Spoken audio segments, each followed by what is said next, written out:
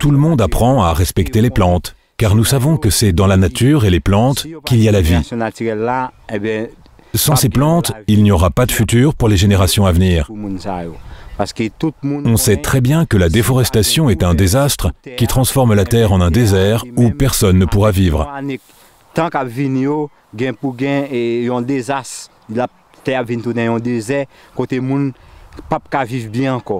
Le gouvernement de la République fédérale d'Allemagne et les gouvernements de la République dominicaine et de la République d'Haïti présentent Libon Vert, changement dans la vie de la République d'Haïti, l'expérience dans la section communale de Lamiel, municipalité de Cercas-la-Source.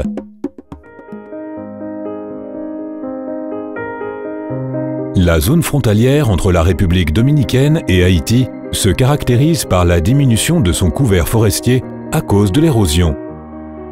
La perte des sols fertiles constitue une menace pour les conditions et les perspectives de vie des secteurs pauvres de la population. La pluie, les vents intenses, les ouragans et les longues périodes de sécheresse sont des facteurs naturels qui provoquent l'érosion des sols et la détérioration rapide du bassin. Ces dernières années, l'impact de ces phénomènes tend à être plus important que par le passé, résultat du changement climatique au niveau mondial. Mais les êtres humains produisent aussi des déséquilibres dans les bassins. La recherche de revenus rapides, la déforestation et les méthodes de production inadéquates sont les causes de cet impact négatif sur l'environnement. La pauvreté croissante de la population et le manque d'alternatives de revenus augmentent la pression sur les ressources naturelles.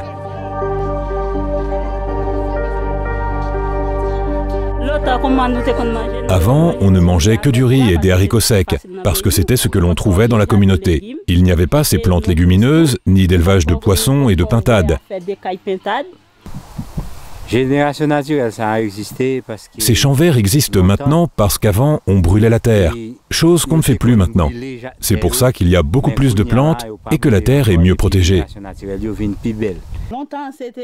Avant, on les achetait aux Dominicains ou ailleurs, mais maintenant, on les produit nous-mêmes. On a tout ce dont on a besoin ici, chez nous. Avant, on semait les haricots. Mais parfois, dans les moments difficiles, on a eu beaucoup plus de difficultés à semer car on n'avait même pas la capacité de pouvoir semer. Ici, on a beaucoup souffert. Il n'y avait rien, ni légumineuses, ni légumes, ni eau.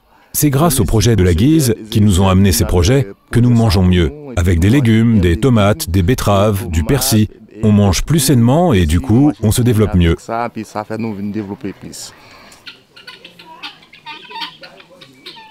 Le projet Le Libon Vert cherche depuis ses débuts à ce que la population locale reprenne le contrôle de son environnement et de sa vie et puisse assumer la restauration du bassin de manière consciente et responsable. Tout ce que l'être humain a détruit peut un jour être récupéré. Travail, travail, nabe, travail, pays à bâti. Travail, travail, nabe, travail, pays à bâti. Travail, travail, nabe, travail. Travail, travail, nabe, travail, pays à bâti. Travail, travail, nabe, travail, pays à bâti. Travail, travail, nabe, travail, pays à bâti. Travail, travail, nabe, travail, pays à bâti. Avec les organisations telles que l'Association pour le développement de Lamiel, la coopérative d'épargne et de crédit solidaire de Tiroli et la collaboration des autorités locales de Lamiel et Tiroli, la coopération allemande, au travers de la Guise, met en œuvre des travaux de bio-ingénierie pour récupérer les zones dégradées, prévenir et diminuer l'érosion. C'est avec la reforestation des collines et des montagnes, les tranchées d'infiltration, les digues, les haies vivantes, que le processus d'infiltration des eaux pluviales au cœur du bassin a commencé. De cette manière, on capte et stocke peu à peu l'eau dans le sous-sol du bassin et la base naturelle, nécessaire à la vie, se régénère. À partir des digues, l'eau s'accumule et est stockée dans des réservoirs. Elle est ensuite acheminée par un système d'irrigation par gravité vers les zones de culture.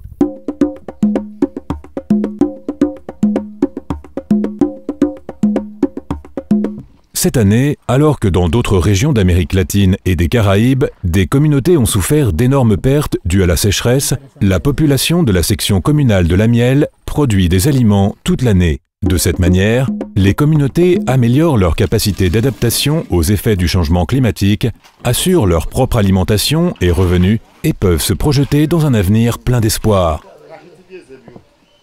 La base de tout ce processus est le renforcement du travail communautaire et solidaire qui fait partie de la tradition culturelle des communautés haïtiennes. Mais laissons la population elle-même s'exprimer sur sa vie aujourd'hui, après 2 ans de travail intense. Ça va plutôt bien. Notre situation aujourd'hui est bien mieux qu'avant. Nous avons des légumes verts à portée de main, des choses qui n'existaient pas avant et qui nous aident à mieux élever nos enfants. Eh bien, avant, on travaillait en vain tout le temps. Maintenant, avec les connaissances que nous a apporté le projet, les processus ne sont plus les mêmes. On travaille de manière plus professionnelle et le rendement est supérieur maintenant. Ce projet nous a été très bénéfique. Oui, il y a un changement qui fait. Parce que longtemps, oui, il y a beaucoup de changements. Avant, on n'avait pas tous ces avantages. Maintenant, les gens ont des fruits et des légumes verts à manger. Ils élèvent aussi des poissons et des chèvres. C'est un grand changement grâce au projet.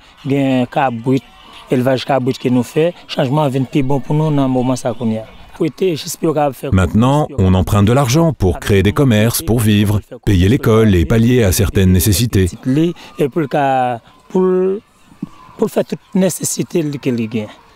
Bon, c'est ça que fait toujours. Bon, laissez-moi vous dire que pour nous autres, avant, il n'y avait pas d'espoir. On ne pouvait pas profiter d'un tel projet. Aujourd'hui, on peut déjà sentir un changement dans nos vies, fruit de ce travail qui permet notre développement. La vie était plus difficile. On n'avait aucun moyen pour travailler. On paie l'école de nos enfants avec l'argent que nous négocions et on crée d'autres activités. Avant, les enfants se voyaient dans l'obligation de laisser l'école après la 6e. Et maintenant, en pouvant payer leur scolarité, on peut les aider à aller jusqu'à l'université. Ce projet est une vraie délivrance pour nous.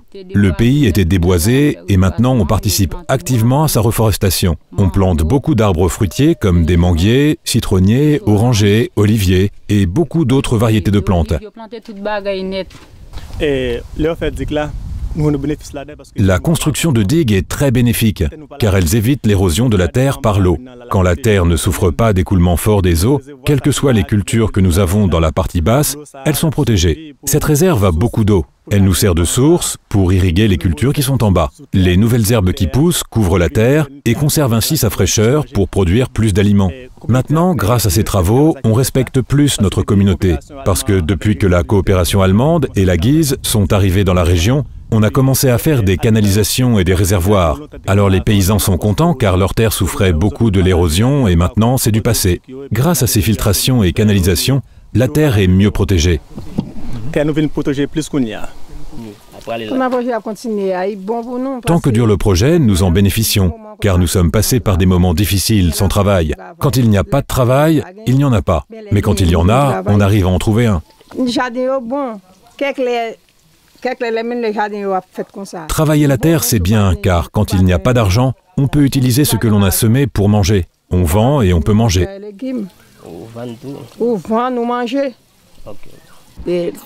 Avant, quand on voulait une salade pour une réception, il fallait aller l'acheter. Mais maintenant, on en a à la maison. Si on en a besoin, il suffit de préparer la table et de tout organiser avec les enfants, et ça sans problème. Quand on fait une vente, on garde l'argent pour acheter plus de choses dont on aura besoin. On travaille, on sème et on vend tous ensemble.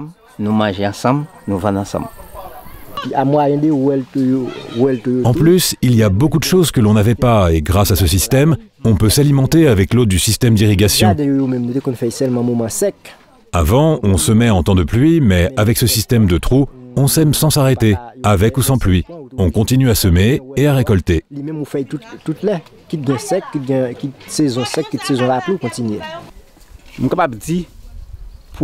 Au début du projet, c'était difficile, car changer le comportement d'une personne, c'est vraiment difficile. Quand on est arrivé, on a commencé par la reforestation.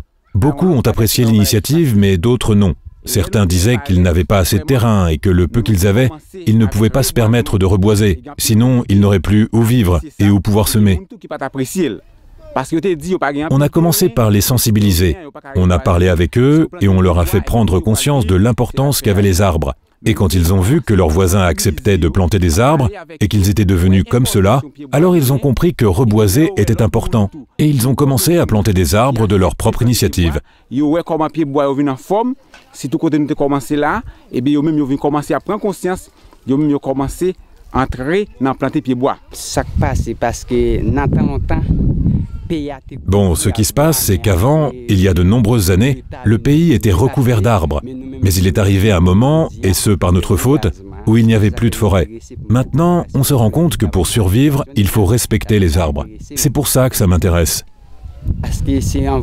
Car j'ai déjà travaillé dans d'autres associations de ce type. C'est notre environnement que nous voulons reboiser, car sans arbres, il n'y a pas de vie.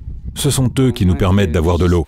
La reforestation, c'est pour la génération suivante, parce que nous vivons avec ce que nous avons trouvé ici. Nous devons donc laisser quelque chose pour ceux qui arrivent après nous, et maintenir le même rythme de travail, comme on peut, pour que la situation s'améliore.